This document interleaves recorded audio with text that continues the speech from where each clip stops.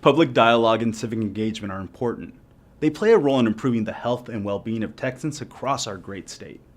That's why Blue Cross and Blue Shield of Texas is proud to support Texas Tribune events like the conversation you're about to see. Please join me in welcoming the Honorable Celia Israel and Paul Workman. Again, thank you. Again, thank you for being here. We are here to discuss in some combination the 85th session, the issues that you're discussing and working on in the interim and looking ahead through the election season to the 86th. And I would say probably no more important issue in Texas than education, and maybe no more important issue even with respect on the campus of a community college and public education. In fact, public and higher ed are joined, so in some ways we're talking about the same thing.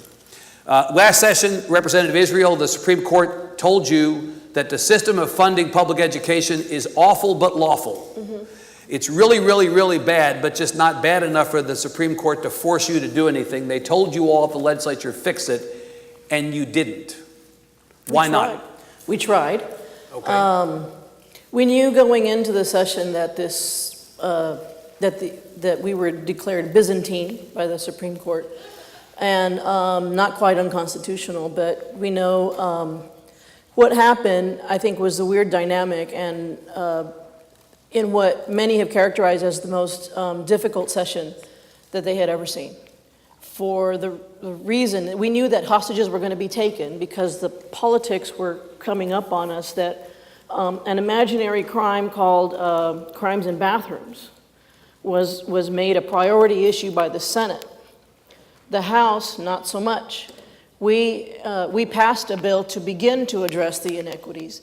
It was sent to the Senate, who then promptly sat on it and said, we're not going to hear your bill until you have a hearing on the bathroom bill. So a hostage was taken, and that hostage was one attempt to try to begin to address the inequities in school funding. Yeah. Very disappointing. Representative Workman, my memory is that there was also an issue of the Senate's desire that the House take up what they call school choice, which was really some version of a voucher or an education savings account or some other means to allow people who wish to send their kids to private school to have some financial relief in doing so. Lieutenant Governor Patrick said to me, said to others before the session began, we're not going to do school finance without school choice. No one without the other. As always, transparent about his intentions. That's pretty much what happened, right? It is pretty much what happened, and I supported school choice for special needs children that Representative, I've forgotten his name, drawn a blank, but anyway. Right. Just name members. You're going to get there eventually. There's only 149 others. That's fine. Yeah. Anyway, yeah. And so that bill didn't go anywhere, partially because of what. But that was also a much more narrow attempt at the so-called school choice question, right? Yeah, very narrow. So, right. But you believe that we should be adding more money to public school funding. You're a believer in some kind of a fix to the school finance system. Well, look, let's talk about that a minute. I don't know how you fix the school finance system. You really have three choices. You got income tax, sales tax, and ad valorem. If you do income tax, which we're not going to do, but even if you did, the concentration of wealth is in the urban areas. Right. So the folks that are complaining the most about ad valorem taxes going to the state, they would be the ones putting the most money in an income tax situation as well. Right. And sales tax, if you want to do sales tax, and a lot of people support that, right, you either got to do one of two things. You're either going to have a 23-cent or 25-cent increase in the sales tax, right, or you're going to broaden the base to every single thing that you buy. Drugs, right, medicine, food, everything. Yeah. And so that's and the sales tax is generally regarded as pretty regressive. If you increase the sales tax, you hit the people who can afford to be hit by it the most. The reality, though, Representative, is you're talking about revenue. Those are all revenue sources. How about not spending money on some other things and redirecting that money to public ed? Couldn't you do that? I don't know what you would suggest. We have 38% of our budget is related to health and human services. And that's growing Medicaid. every year, year over year. And that's growing every year. We have less and less control over that. And another 38% is on public education. That doesn't leave a whole lot. So there's nothing in the budget that you think you're spending money on currently that you would rather see cut back and redirected to public ed? Look, I don't believe, I actually am one of those who believes that there probably is enough money in the school systems. It just needs to be spent better. Right. So Let's make Representative Israel chair of the Appropriations Committee for purposes of this conversation. So you now have control over part of the budget writing apparatus. What would you not be spending money on to move money into public ed if there were no new revenue sources? Well, as a child of who was raised on the border between Texas and Mexico, our number one trading partner, I wouldn't have spent $800 million every 2 years on militarizing the border with Texas resources for what is a federal responsibility. So in that respect, you and the Republicans, in the legislature agree that the border security problem is one that largely is in the domain of the federal government. That was what they said the last time we passed an $800 million expense on border security. Ridiculous. It was hard. It was difficult. I thought you all objected, though, the last time they said it was federal. When Obama was in the White House, you guys didn't like that they were saying... It was difficult for me because I am from the border, and the border, to me, is about commerce. It's about cousins. It's about doing business. Yeah. And when you vilify your number one trading partner and act like those people are coming over here to do crime, every single last one of them, when you and I both know they're coming over here to build our buildings and drive our economy that is very much in need of that labor, it is exhausting that our federal government, rather than fix the system and give these people an opportunity to work here legally, find a path to citizenship, we're going to spend our money on a wall and on getting DPS to hire more troopers who need a pension, who need equipment, who need cars, who need helicopters and other military toys that I don't think we needed to spend our money on. But let me make another point, and that is you brought up the most difficult issue that very few people know the solution to, those formulas. Any one of us could come up with a different way. 2 years ago, when the Supreme Court said your system is Byzantine, we heard crickets from the governor. I think that would have been an opportunity to focus 150 House members and 31 senators on the most important issue of the day. So you all get together, and you can't leave until you get us through to a path and a vision. And it's a difficult political situation. So force everybody in the room, lock the door. We should have had a special session on public education so that we're not working on thousands of bills and hundreds of issues, that we're working on one issue and perhaps a few dozen bills and show the political courage that it takes to step up to the plate for our future economic vitality. Now, as you know, coming out of the last special session at the conclusion of the 2017 session, there was a school finance commission. That was one of the byproducts of that special session that has now currently been meeting. Another study. Well, they're studying it, but would you rather they not be studying it? I would rather that we be taking action and showing respect for our children and teachers and administrators who are dealing with over-testing in an environment where we're dealing right now with safety in schools is top of mind. Yep. When I talk to the counselors in my district, they say we need more help so that when we cut public education after the recession, we never filled back what we took out.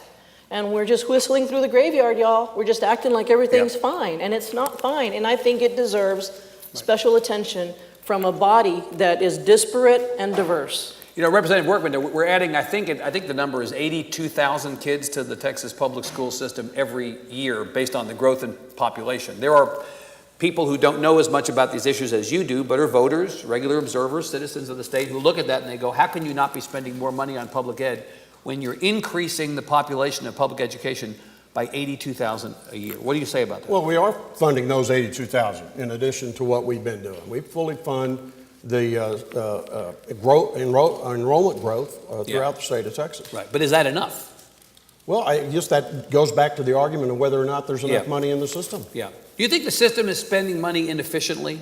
You know, you hear a lot about how before we give more money to public education should justify that it's spending the money we give them wisely now. People point to things like $60 million football stadiums and scoreboards and superintendent salaries. These are the talking points in political seasons about why we don't need to be spending more on public education. What do you think about that? Well, look, we've got school districts that are spending $8,000 or $9,000 per student that are performing very well, and we have school districts that are spending $10,000, $12,000, $13,000 per student and are performing very poorly. So that you don't think there's a correlation between spending and performance? I don't think there's necessarily a correlation between spending and performance, no. What about the border security question that Representative Israel raised? I knew she would say that. I knew it. This is often the first talking point when you hear from people. We say, well, what would you spend less on? There's a lot of discussion around how 2 sessions ago we said the federal government was responsible for border security.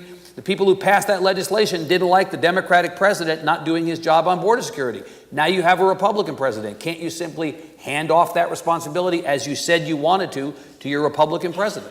We certainly do believe that border security is a federal responsibility, and we believe that the federal government for many years has failed in that.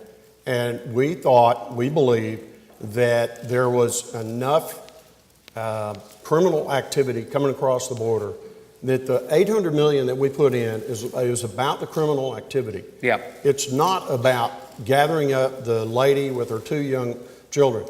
The Border Patrol is supposed to be doing that. We're worried about, there are 7 major cartels in Mexico. 6 of them have command and control centers in the state of Texas. Yeah.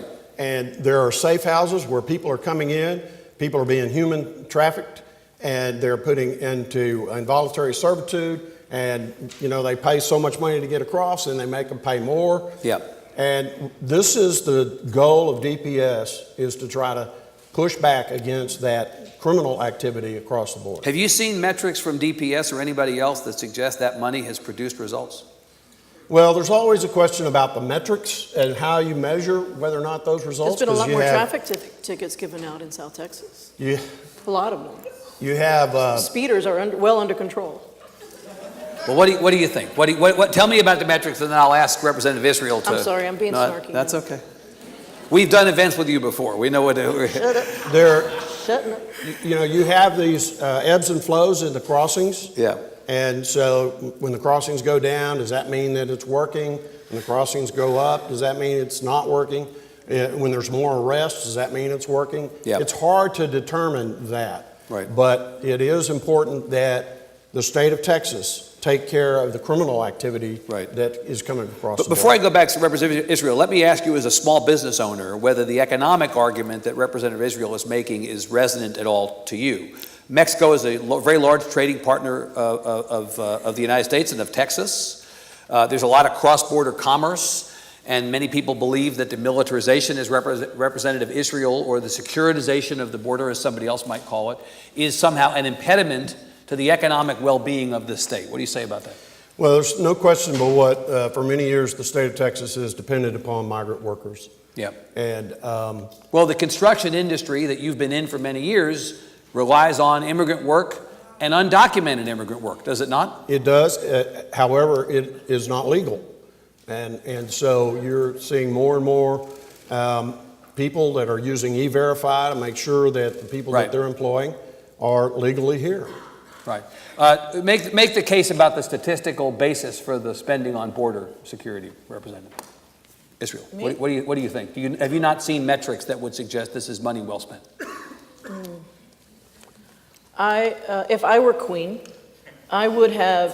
We've upgraded you from appropriations chair to queen in like 5 minutes. It's hard, Evan. It's hard because, I had my colleagues say to me during the heat of the negotiation over the budget, and they said, well, Celia, you're from Austin. You're off the hook. You don't have to be as anti this. And I said, well, I'm not off the hook because I'm from El Paso, and this resonates with me. Yep. This is home base.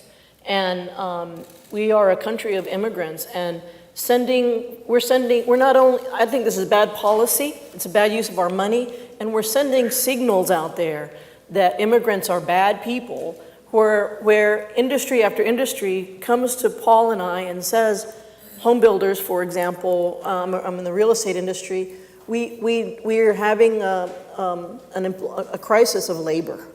And nothing in the system is saying, fix the mechanics around the immigration system so that these people who are coming here to work can work here legally, and should they choose, find a path to citizenship. It's where my grandfather came here to work on the railroads, and we all have an immigrant story to tell. So it's frustrating that in a time of of great need in the state of Texas, when we cut public ed, we found $800 million every 2 years for DPS troopers and their needs, but we didn't find money to prevent tragedies from happening like what happened in Santa Fe. You can say that that was preventable. These are young people, in this example, who were troubled. And so I don't want to say that government has an answer for all of this, but we sure as hell misplaced our monies and sent a bad signal out that, in my view, is anti-immigrant and anti-business and anti-future economic vitality. Representative Workman, to that point about economic vitality, I picked on you a little bit because I know you're in the construction business, and there's always a conversation around immigrant labor and the construction business. The reality is it's not just the construction business. Right. More than 1 out of every 4 employees in Texas in the agricultural industry is immigrant labor, many of them undocumented. Mm-hmm. In the service industry, many of them undocumented. I've mentioned the construction industry. There's concern that if we simply did what some want, I'm not suggesting you do, and deported everybody in the state who is here without status, that the economy of Texas would literally collapse with the loss of the labor force. Is there a legitimate conversation to be had, rule of law on the one hand, but economic vitality on the other, and figuring out how we can finally square that circle? Look, Celia's exactly right. Thank you. The immigration Next up. The immigration situation needs to be fixed at the federal level. Yeah. We need to have a way for these people to be here legally and to be able to work. And what's that mean? What does a fix mean in your eyes? Well, Now you're king. If she's queen, you're king. Wave your scepter. So You who can bows fix it to however you want. What would you do if you could fix it? Well, we used to have the Bracero program years ago, and I think it worked fine back then. And, there was those that came along that did away with the Bracero program. I don't know why that wouldn't work. But I do think that if they could get the federal government to figure out how to fix the immigration system where people could come over and get here legally and work, whether that's just having a green card or whether that's here for permanent status as a citizen, I don't know. Representative Workman, one of the difficulties I would submit to getting to a solution is that it is no longer about immigrants and the economy or the workforce or cousins, as you say. We've begun to discuss immigration and this question entirely through the lens of fear. We talk about family separations at the border. We have a story today on the Tribune, wonderful story about how we have a number of veterans of the United States military, people who served in our military for all of us who are undocumented, were sent back home, and who are desperate to come back and are asking if, having served in the U.S. military, it's possible for them to return on that basis with legal status. We obviously have this unresolved question of DACA. Texas has the second highest DACA population of any state in the country, 124,000 in the state who are DACA recipients. The cultural conversation is trumping the pragmatic attempt to get a solution out of this. What do we do about that? Well, there is a lot of fear involved. I do believe that. And is it legitimate fear? I don't know. I mean, every person's fear is legitimate to them, I assume. But but I don't know that overall it's legitimate. But we do have to figure out a way to solve this problem at the federal level because we can't do it at the state level. Yeah. I famously filed legislation when I was a freshman to create a workers card for people that were here. Yeah. And we would tax those workers. They would pay a fine for being here legally, and they would work. And you were pilloried for doing that. Somehow I was strung up. You're what passes for a liberal in this legislature. Yeah. That's right. Yeah. And so and they're still using it against me. Right. Yeah. They are. And so there's a lot of that out there. Yeah. You understand, Representative Israel, what I'm talking about when I say there's a culture of fear that has enveloped this issue. Basically, fear of the other is a defining narrative through line in nearly every conversation on this subject, to the point that we can't even get to a discussion of solutions. Yeah, and big issues that Paul and I do agree on, like transportation, and big issues like really helping public education, real issues like fully funding our retired teachers' pension and health care benefits, go by the wayside because we're fighting over wedge issues that are part of the cultural wars that don't help. And they don't help, especially when you've got a legislature that meets every 2 years for 140 days. Right. The clock is ticking, and we're not doing anything about it except meeting and planning. Again, back to my contention is that for the public education purposes, that's our biggest issue. That's my biggest responsibility. And it deserves to have had already a special session. Yeah. Let's leave the immigration conversation for a moment and go to something even less controversial, and that's guns. Sure. We have been, as a result of the horrible situation in Santa Fe on the 18th of May, been talking about what response, if any, the state should have and the federal government should have to this epidemic of gun violence in the schools. We are at a point, again, I think this year, where there have been as many mass shootings, multiple casualty or multiple victim shootings, as there have been days in the year. This has been the case, unfortunately, for several years running. Representative Workman, is it possible to offer people who want to see a change in policy the comfort that they seek while also being, as I know you are, for the Second Amendment? Is there a place where everybody can come together on this issue? I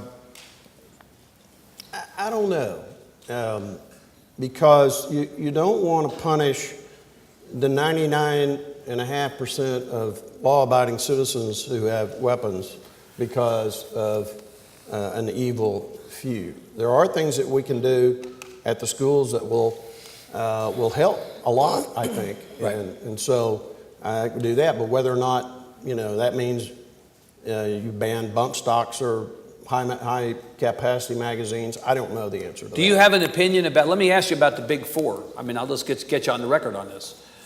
Do you believe we should have a ban on assault weapons? No. Do you believe we should have a ban on high capacity magazines? No. Should we have a ban on bump stocks? No. Should we have stepped up background checks for the purchase of handguns or of other weapons? That, yes. So you would increase background checks, but in terms of the other potential solutions, you're a no on the others. Yes. Do you like the governor's plan announced yesterday that would, or earlier this week, I should say, that would, number of steps in response to the Santa Fe stuff? Yes, and there were several things that I had already been talking about that the governor's picked up on, and one is increasing the number of counselors.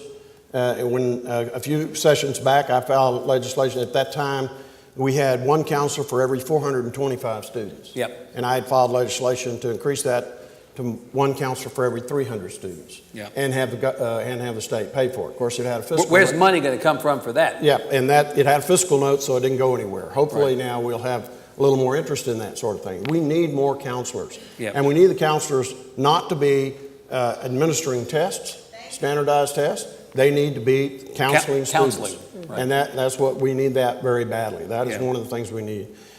We need a stepped up presence of police in our schools. And that's unfortunate, but I think that over time, if you have more police presence in the schools, then those that are intent on evil will pick the softer targets. They won't go there. I think that's important. Right. that we do. What about the arming of school teachers?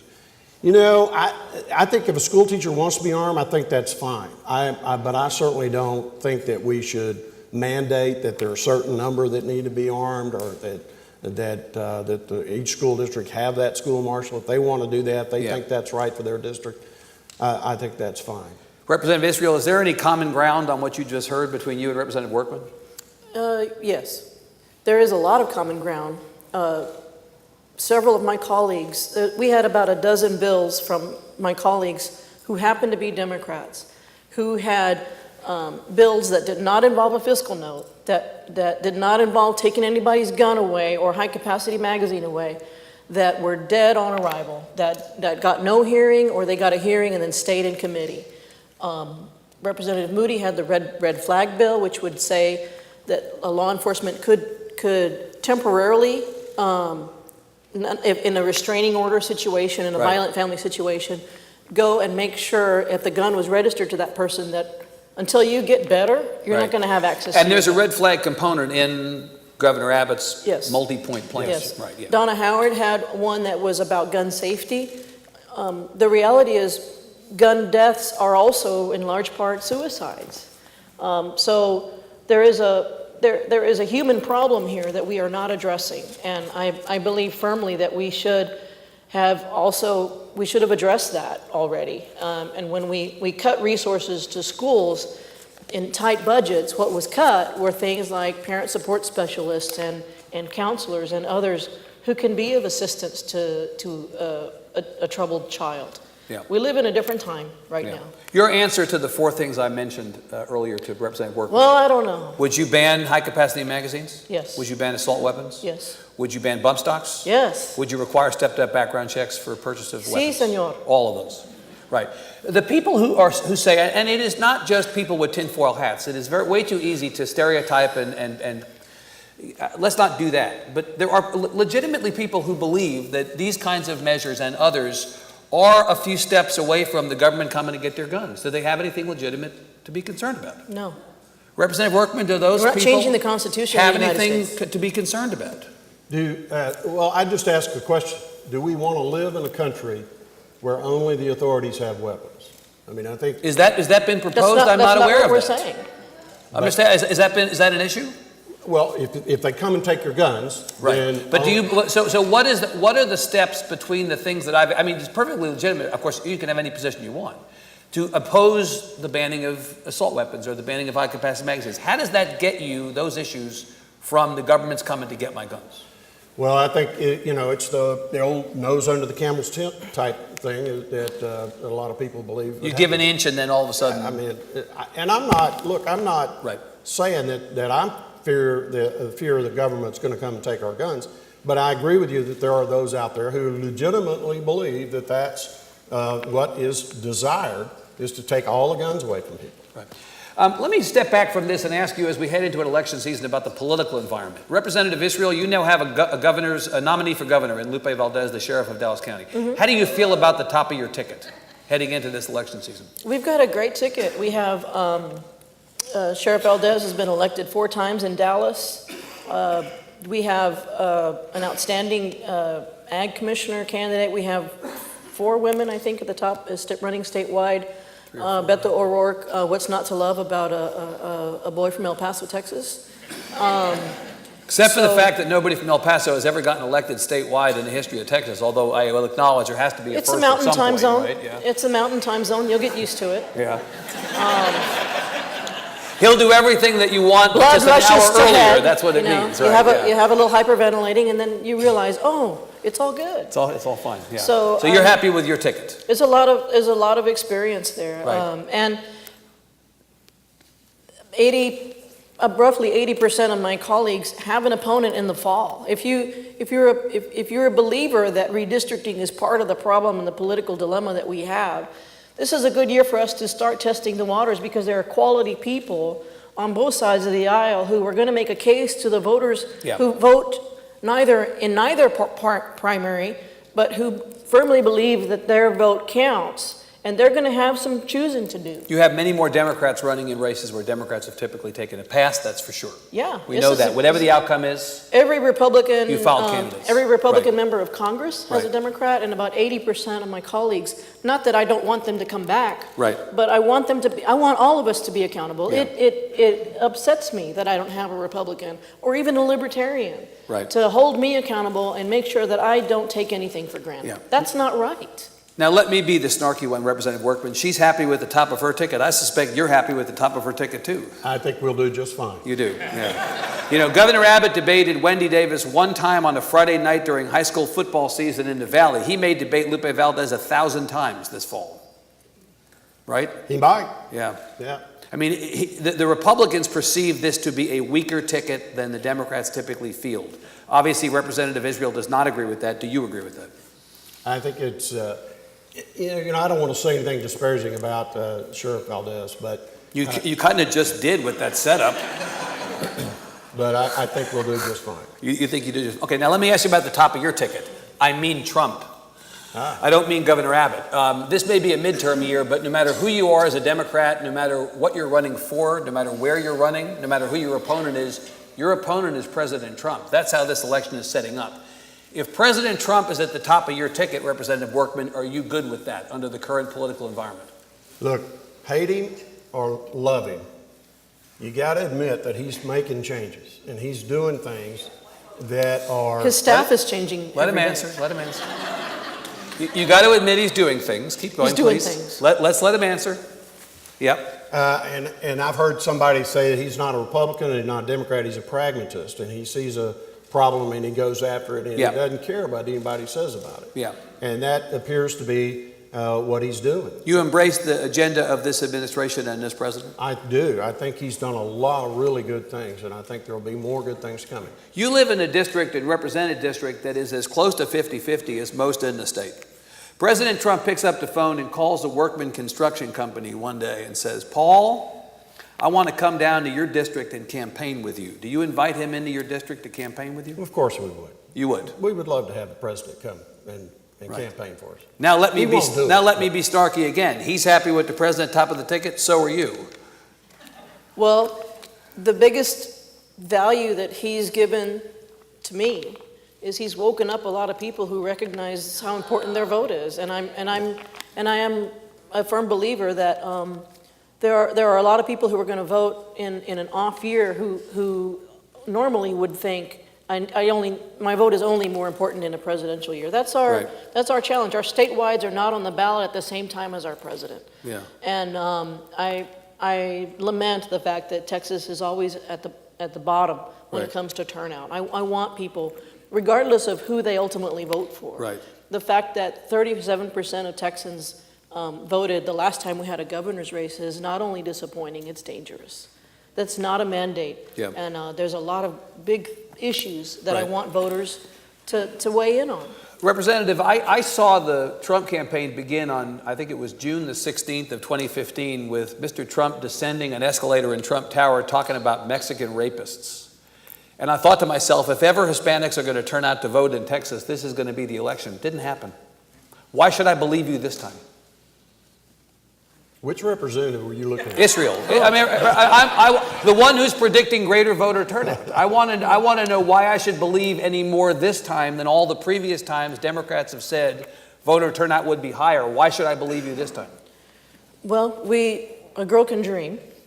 But from everyone that I'm talking to, and I'm making an intentional outreach to those who live outside of Travis County.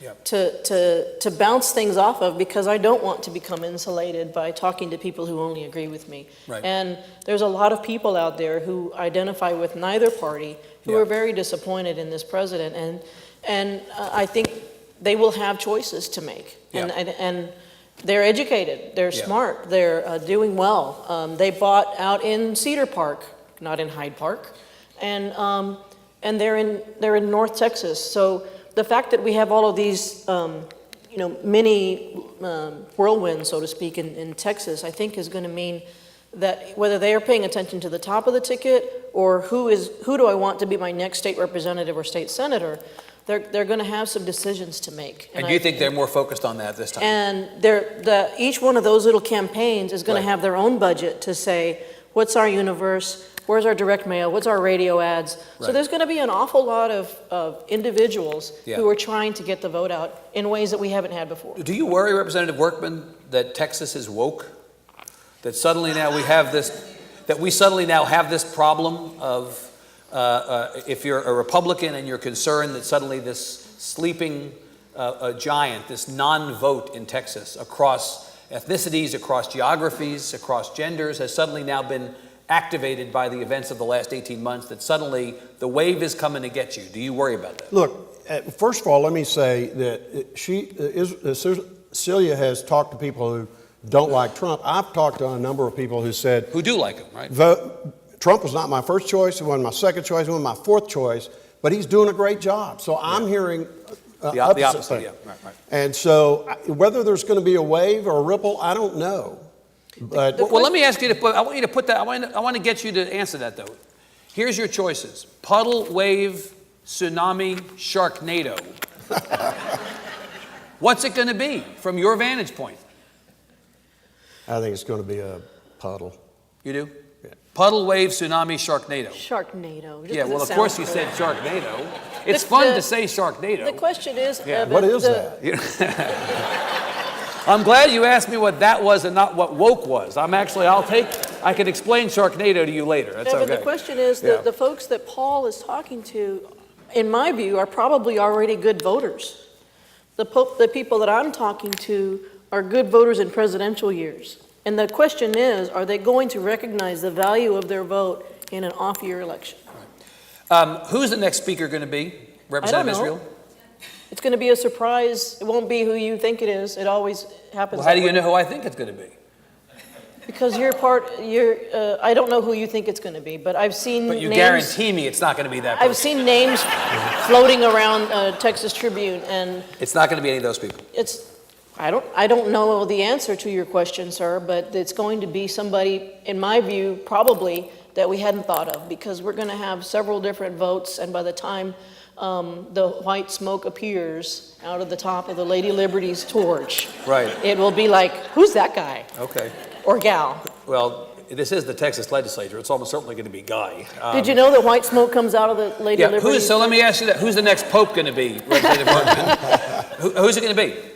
It's going to be one of your guys or one of her guys? Well, it won't be one of her guys. It could be somebody that Paul and I agree on. It could be. I don't know who it's going to be. It's way too early to speculate on the speaker's race. What's the over-under on the number of people running for speaker? Oh, I'd say there's going to be 8, probably. Number of people who are going to get in who are not yet in at this point. Yeah. Right. Is the person going to be more of a Strauss Republican or more of a Patrick Republican? Well, I suspect they'll be right of Strauss. Well, physics would demand that they be right of Strauss, right? Unless Sarah Necessarily. Davis is the speaker, right? Not necessarily. Is it going to be a Strauss Republican or a Patrick Republican? I have no idea, sir. I already answered your question. You've called me sir twice. I don't like that. Representative Workman, Sir. before we go to audience questions, I want to ask you about what may be a very big issue in the next session, and it's one that you've expressed a strong point of view on, and it's aligned with a bigger theme in the legislature of late, and that is local control. And the issue I'm talking about specifically is paid sick leave. What is the problem with paid sick leave? The problem with paid sick leave is very simple. Municipalities have no business telling private businesses how to run their business, how to hire people, who to hire, and what to pay them, how to compensate them. They just have no business. The free market should be doing that. It's just not up to the municipalities. Agree or disagree? Disagree. Why? Approximately 46 other states and municipalities around the great United States of America have found a way to put together a sick leave policy. Is it this policy? I don't know. Is it something to strive for, to aspire to, for the good of our families who are just trying to get to work on time? Yes. Yeah. That doesn't make it right. Just because there's 46 others that do it, doesn't make it right. But just saying no is not an answer. Well, sure it is. So crafting a better plan, in my view, is something that I think we should strive for. I'm not one to simply knock things down because it was an Austin idea. It may not be the best idea, but I think that it is something that we should be aspiring to, and that is providing our employees with the best benefits possible. Representative Workman, we hear a lot about the will of the voters. We should respect the will of the voters. If the will of the voters in Austin is to have paid sick leave, and we don't know that yet because the voters haven't been asked to vote on it, but theoretically the next election could be a referendum on those local officials who passed paid sick leave. Shouldn't we allow the voters of Austin to have their say by way of their elections rather than having the state come down and tell the voters of Austin that they can't have their way? Well, now, wait a minute. Some of those voters voted for me as well. Right. 40% of my constituents live inside the city of Austin. Right. I have a role, I have a duty to them as well. Sure. I'm hearing from them, and they're saying the city is out of control. Right. And But we couldn't need to those do people something. vote out the local officials who passed paid sick leave? Well, I mean, they should, but will they? I don't know. But that doesn't mean I'm going to sit by and let these socialist-type policies make their way into the city of Austin. My memory of local control, now this is a broader conversation, and it goes back to the last session and probably the session before that. I remember when local control meant that the locals controlled things, right? It seems like now, and I remember also when conservatives took as an article of faith that the best government was the government that was closest to those being governed. And it seems like that's now been flipped. Can you tell me why I've got that wrong? Look, the Declaration of Independence says that governments are instituted to protect the freedoms of their citizens, Right. not strip their freedoms. And that's what this city council is doing. Yeah. And let me also say this. Yeah. There are two issues. The first is that the cities were chartered by the state. Right. Okay, so the cities get their authority from the state. Secondly, Article 11, Section 13 of the Texas Constitution gives the state legislature specific authority to deal in matters of governance at the local level. Yep. This is not some new crazy idea that Right. Representative Workman's come up with. This is civics textbook stuff. It is. Right, yeah, I mean, So- the fact is, Representative Israel, he is right. The states created the federal government. States have the ability to push back on the federal government, imposing its will on the states. States created the cities and the counties. The state has the authority to regulate We do. the cities and the counties. That does not seem to be in dispute. The prism that I see things through is not black and white. I think that the city of Austin rushed this thing through and gave Paul Workman a softball with which he can now drive home an issue to his base. But I think that if Paul and I were working on this issue to take to the legislature, we would talk to those who are going to be affected and say, what can you live with? And then go to the other people and say, what can you live with? And you put something together that all sides can agree upon. So you think the city of Austin messed this up? I think the city of Austin, I was not privy to the negotiations, but I think But you that, said they rushed it. That sounds like they messed it up. I think they rushed it.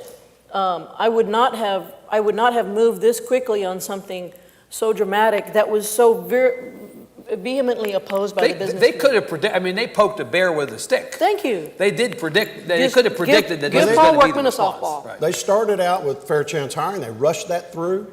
They rushed it through expedited permitting. They rushed through paid sick leave. The next one's coming up is predictive scheduling. And now the next thing after that is probably going to be election vouchers. And these are things that they're pushing through very fast without stakeholder involvement. And we just have to push back against that kind of stuff. Okay. We have microphones here in the front, one on one side, one on the other. Please line up and ask questions. We will take as many as we can until 1 o'clock. These guys have been great and good sports, and I appreciate that, and we'll take as many of your questions. Please be good sports, too. Ma'am, we'll start with you. Oh, I don't mind, whichever you allow. Alphonse and Gaston, whichever one of you wants to go first, that's fine, so go ahead. Oh. That's okay. You can use your outside voice, too. That's fine. Can you hear me? Oh, there Yeah, it goes. go ahead. Hi there. Mr. Workman was quoting Bible verses. I would like to say Texas Constitution Chapter 7. You're supposed to be fully funding Texas education, and you're not. The Chapter 41, Robin Hood, has been sucking money. It's smothering Austin ISD. $500 million out of Austin, right, going and recapture payments to other communities. But that is the law, right? I'm sorry, sir? But that is the law, right? I'm saying that we need to fix it immediately. Okay. Over half of the property tax money in Travis County is going back to Texas Legislature, and it's not going to education, it's going to the general fund. The Texas Legislature is screwed up and they need to fix it. Okay, what's your question? Or is that your question? I guess I'm asking Mr. Workman Yeah. and Celia Israel if the Texas Legislature can manage to do their job and fix Texas education funding, right, or if they're ready to go home and let somebody else step up and get it done. Representative Workman, the recapture conversation is not only an Austin conversation. The city of Houston actually has had a running battle over recapture for the last year plus. They negotiated a deal with TEA to pay less in recapture than they were supposed to because they had said they were going to withhold everything. What the questioner is suggesting is undeniably true. Austin is sending a lot of money. The Austin you represent and that you represent is sending a lot of money back to the state. Is this a good thing or a bad thing? It seems patently unfair that the city of Austin, Austin Independent School District is sending more money to the state of Texas than any other school district. Her comment that half of that money is going to the general fund is not accurate. Under the statute, the recapture money has to go to the foundation school program, and that's where it's going. However, she also said that we're supposed to fully fund education, and I think that gets back to the question of whether or not you believe there is enough money in the system as it is. And if you don't, then you're saying it's not fully funded. You But believe in recapture as a principle? The idea that the parts of the I state wish that have there were more another should... way, but I don't know what it is. So you're fine with it now in the absence of something else? Look, yeah, AISD is sending $500 million to the state of Texas. Let's say all of a sudden we've done something and they don't have to send that money. Are they going to get to keep that $500 million and spend $20,000 a student in AISD while Del Valley's over here spending only $8,000 a student? Your answer would be reduce property taxes? They would have to reduce property taxes. Right. So Right. if you reduce the property taxes in the Austin Independent School District from $1.07 to say 65 cents, the people in Del Valley say, wait a minute, we're still at $1.07. You just gave all those other people a big old tax break. What about ours? So then you've got to lower Del Valley's. So you create another hole. Right. Of course, one way, Representative Israel, for property taxes for schools to go down is for the state to fund public education again at the level they used to. Yeah, Right?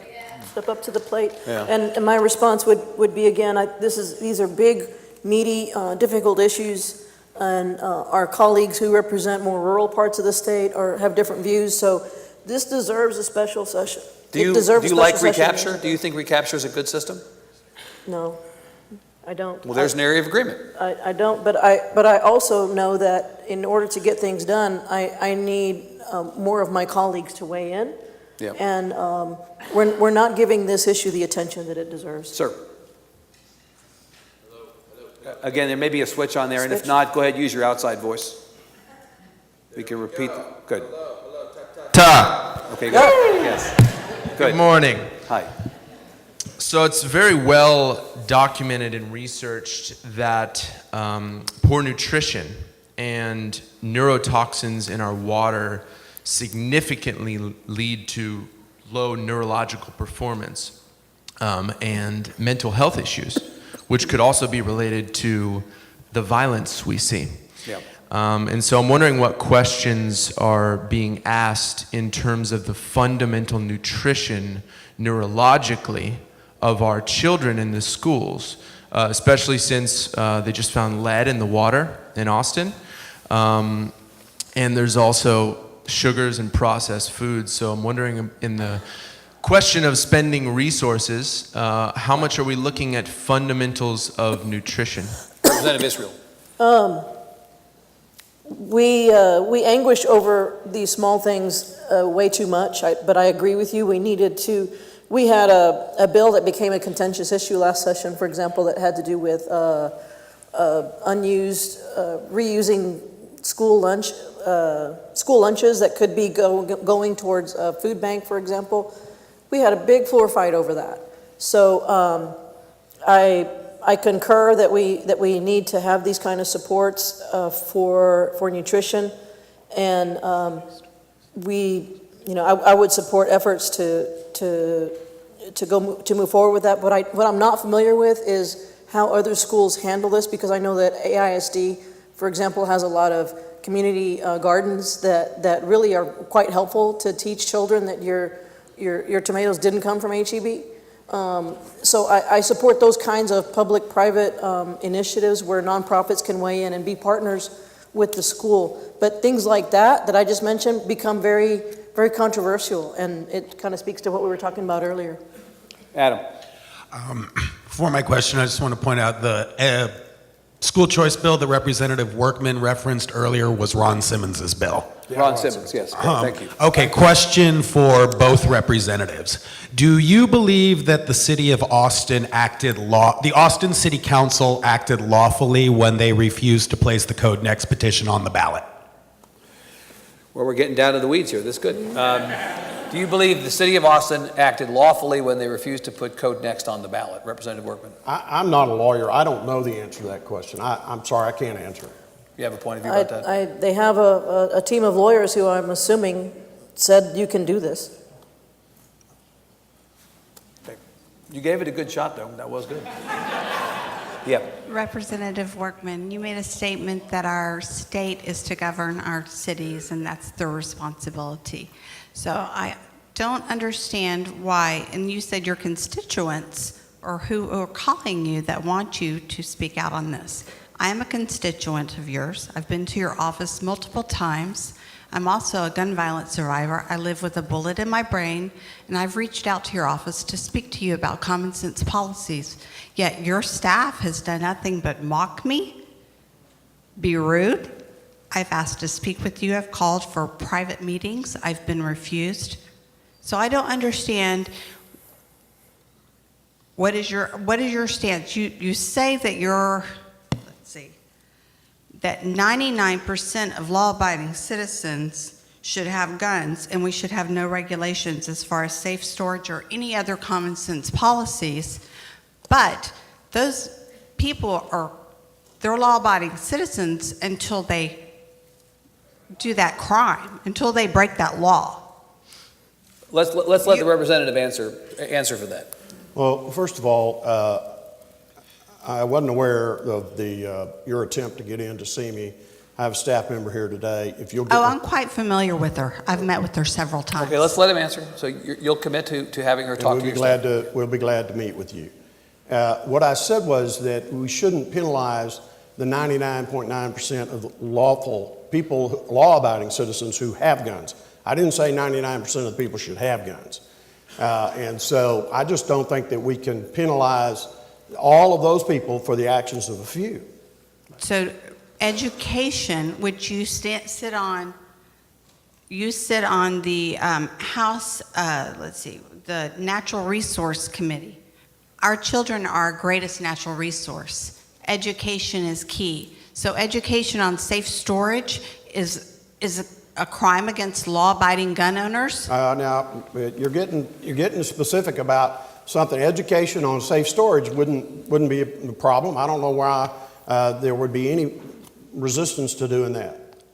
But mandating that somebody store it would be something else. Let's go to the next side here. I appreciate your opportunity to ask a question. Thank you for a good question, ma'am.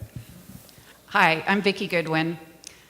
I really enjoy coming to your Texas Tribune events, learning about people in office and their views. I have a number of differing views from Representative Workman. Well, let's make sure that everybody in the room knows that you are the Democratic candidate against Representative Workman. You are certainly entitled to be here, but you're not an average citizen. So let's just. All right. Well, that was my next comment. I was going to say that because of my differing views, I am running for office, and I wanted to invite you to invite me to have a conversation with Representative Workman so that people can hear our different opinions and evaluate and go vote.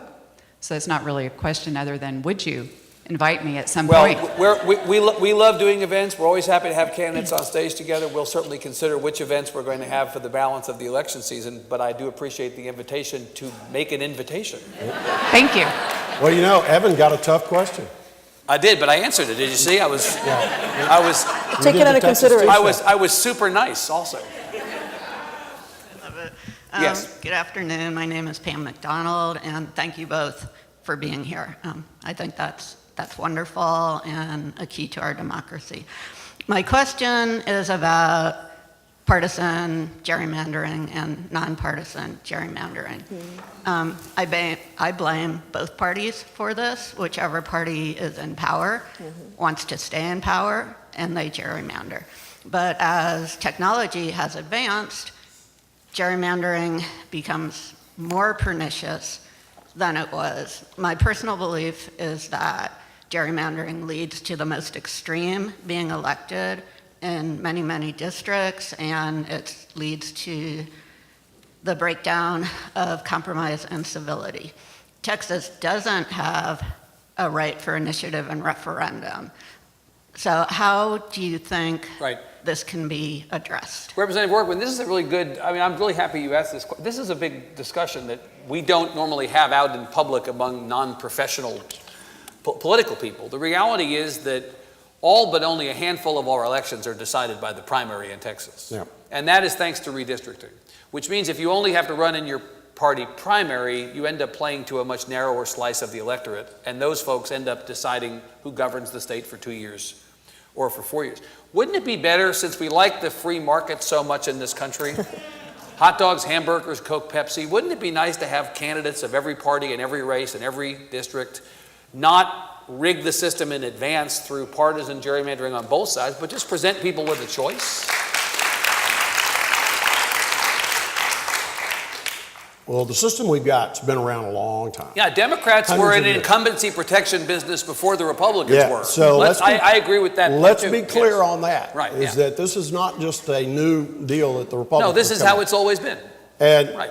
and we're going to hear from the Supreme Court here pretty soon about whether or not partisan gerrymandering is legal. And depending on what they come down to, then we'll have to deal with that at the state level. What is Chief Justice Workman? Now I've elevated you. But I want you to be on the record about whether you think the system we have in place ultimately serves the democracy we live in well or poorly. I think it does. I mean, look at... Which one, well or look at- poorly? Well, you think it serves it well? Yeah, I think it does. I mean, in my case, you know, Vicki Goodwin's going to run against me. We've got a district that's 53% Republican. Right. Easily that could be flipped. We're going to take it very Yeah, seriously. but you know that you're the outlier. I am not the outlier. Oh, absolutely, you're the outlier. Okay. How many legislative districts, Representative Workman, do you think are not gerrymandered to the point that there is no chance in hell that a person of the opposite party will get elected? I'm not sure. I would stipulate that there's maybe... a lot of Democratic districts that are the same way. Yeah. Representative, do you think that our elections are competitive enough in Texas? No, I stated that earlier. Yeah. And why? I am sincerely upset that none of us should go without being accountable to the November electorate. But didn't you guys do the same thing they're doing? I mean, this. Yeah. We're living at a moment when people are outraged about the thing that they were themselves doing 5 minutes ago. Yeah. Right? Didn't you guys do the exact same thing when you ran the state? Yes, sir.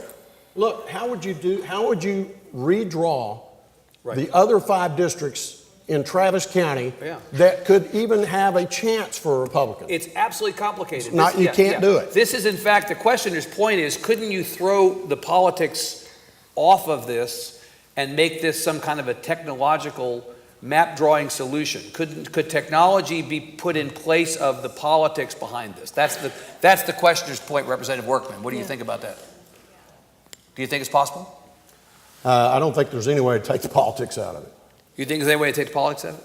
I think there's a way to minimize the politics and say, here's what our technological solution scenario A, B, and C, and then work on it. But Donna Howard, more recently, is the Democrat who's been saying, let's at least take it to a nonpartisan committee to come up with the maps. And if they have technology, then let's go for it. But that bill goes nowhere. And before then, it was an item that Senator Jeff Wentworth, a Republican from Bexar County, from San Antonio, had, and it went nowhere. So it is an intractable thing. But what has been happening while we've each been abusing the system is that fewer and fewer people are coming out to vote, and that's a bad thing. And I think that Do you there's a connection. think redistricting may have something to do with voter turnout? Representative Workman? Do you think that the fact that we have non-competitive elections is the precursor to having low voter turnout? I think it probably does impact that, yes. People think but their I vote go doesn't back to but how would you? Some of these districts you can't draw them where they're equal. Well, the reality is if you change the lines around one district, you change the lines around many or every, right? You're going to have to basically you have to start over. Scrape the lot and rebuild, right? Well, at least one person supports that. Okay. Sir. First, Representative Workman, I want to thank you, ESD 14, for helping us with our sales tax issue. That's greatly appreciated and saved our neck. You're welcome. My question is, I believe both of you inferred, if didn't say, that to get a work visa or green card should lead to a path to citizenship. I don't know that I heard that from I didn't say that. Okay. Yeah. Why? I think this is a stumbling block in our system. I hear this too often, this path to citizenship. Yeah. I grew up in the Bracero program, and people were documented, they came in and they worked and they went home. Right.